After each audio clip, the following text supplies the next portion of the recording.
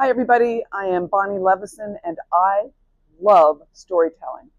I have been teaching storytelling for over 15 years, and I've been teaching to people from all walks of life, people all over the country, and in fact, all around the world.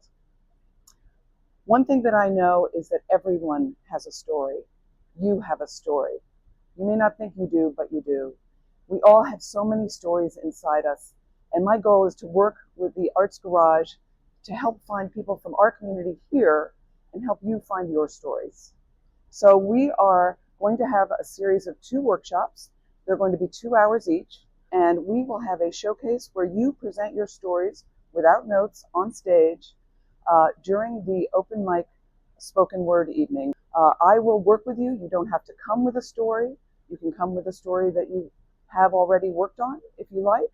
But don't worry, I will help you find your story. I will help you structure it, and will help you deliver it. And the one thing I know is when you share your story, it's a gift to the audience. It's also a gift to you. So I hope you'll come out for the workshop. It's going to be a lot of fun, and I look forward to seeing you there. Thanks.